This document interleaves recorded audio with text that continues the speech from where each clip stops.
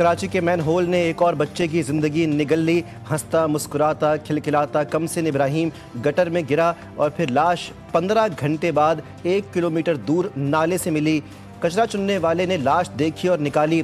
واقعے کی تحقیقاتی رپورٹ بھی سامنے آ گئی۔ رپورٹ میں ٹاؤن میونسپل کارپوریشن کو حادثے سے بری الذمہ قرار دیا گیا۔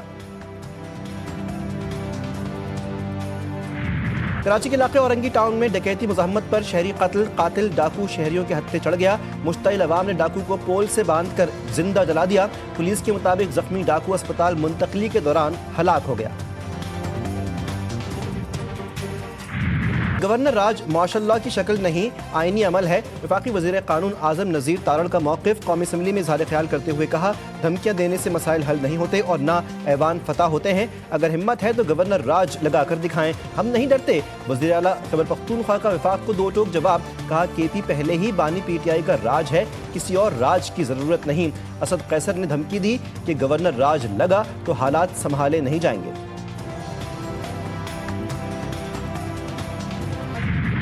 اگر جس کی ذمہ داری تھی اس نے نہیں کیا، اس کو پنشمنٹ ملنی چاہیے، چاہے وہ کوئی بھی ہو۔ چاہے اگر میں کھڑا ہوں، میری کوتاہی ہے تو مجھے بھی پنشمنٹ ملنی چاہیے۔ کوئی بھی قانون سے بھلاتا نہیں، اور یہ ایک غفلت ہے۔ یہ اس کو میں خالی غفلت نہیں کہوں گا، اس کو میں کہوں گا دس از کرمنل نیگلیجنس، جس کی بھی ہے، چاہے وہ کوئی افسر تھا جس کی بھی ذمہ داری ہو، یا اگر ایز اے منسٹر میری بھی ذمہ داری ہے۔ اگر ذمہ داری کا تعین ہوتا ہے کہ مجھے یہ کرنا تھا تو مجھے بھی اسٹیپ ڈاؤن کرنا تھا۔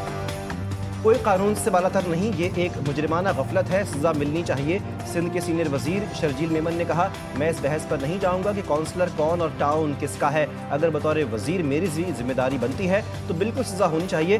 سب سے قیمتی چیز انسان کی جان ہے۔ معصوم بچے کی تصویر دیکھ کر دکھ اور بھی زیادہ ہو رہا ہے۔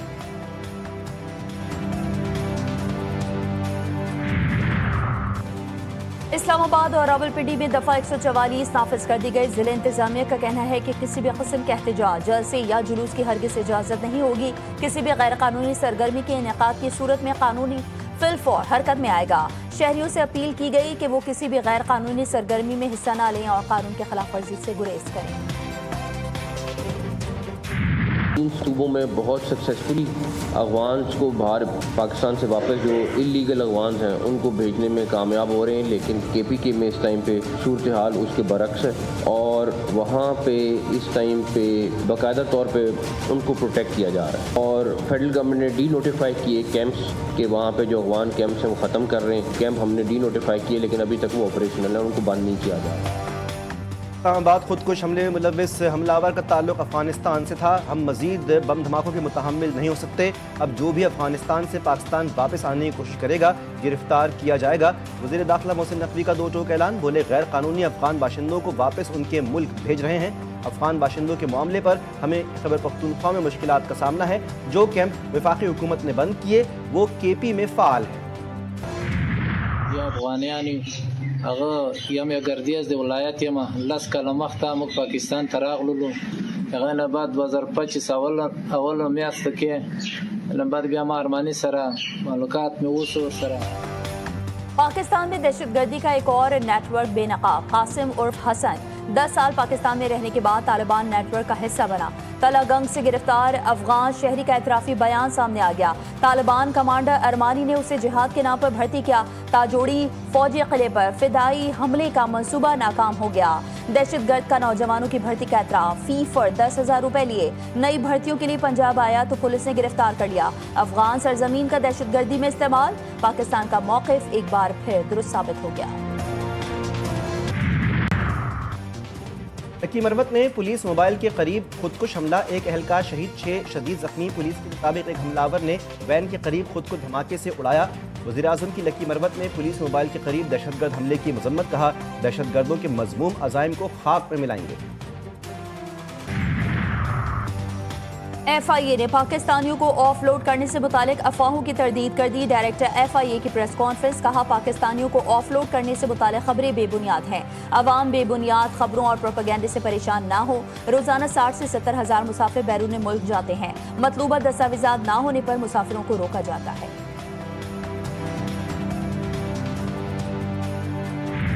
اسپیشل فورسز کے اہلکار مشتبہ افراد کو بغیر کسی تحقیق کے موت کے گھاٹ اتارتے نظر آئے۔ برطانیہ کے سابق سینئر فوجی اہلکار نے افغانستان میں اسپیشل فورسز کے اہلکاروں کی جنگی جرائم کا بھانڈا پھوڑ دیا۔ فوجی اہلکار نے تحقیقاتی کمیٹی کو بتایا کہ چین آف کمانڈ کو بھی معلوم تھا مگر انہوں نے کچھ نہیں کیا۔ تحقیقاتی کمیٹی کے سربراہ چارلز ہیڈن نے کہا کہ جاننا ضروری ہے کس نے قانون توڑا اور جس نے بھی ایسا کیا اس کو متعلقہ حکام کے پاس بھیجا جائے گا۔ شیخ حسینہ واجد کو ایک اور جھٹکا۔ بدعنوانی کے مقدمے میں 5 سال قید کی سزا۔ بنگلہ دیش کی سابق وزیر اعظم حسینہ واجد کی بہن کو بھی 7 سال قید کی سزا۔ شیخ حسینہ واجد کی بھانجی اور برطانوی رکن پارلیمنٹ ٹیولپ صدیق کو 2 سال قید کی سزا سنائی گئی۔ بنگلہ دیشی میڈیا کے مطابق بدعنوانی کے مقدمے میں نامزد دیگر ملزمان کو 5 سال قید کی سزا سنائی گئی۔ ملزمان پر اثر و رسوخ کے ذریعے ڈھاکہ ڈپلومیٹ ایریا میں پلاٹ لینے کا الزام تھا۔ اس سے قبل شیخ حسینہ واجد کو 2 مختلف مقدمات میں سزائے موت اور 21 سال قید کی سزا بھی سنائی جا چکی ہے۔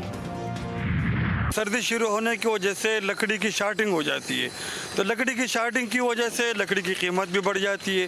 گیس مطلب صبح آتا ہے، لیٹ جب ہوتا ہے نا تو 1 گھنٹے کے لیے آتا ہے، بس 1 گھنٹے کے لیے صبح سویرے مطلب یہ روٹی پکا لیتے ہیں، اپنا سالن تیار کر لیں، اس کے بعد گیس نہیں ہوتا۔ کراچی میں سردی آئی گیس گئی، لکڑی جلا کر گزارا کرنے والے بھی پریشان۔ لکڑی کی مانگ میں اضافہ ہوا تو لکڑی کی قیمت بڑھا دی۔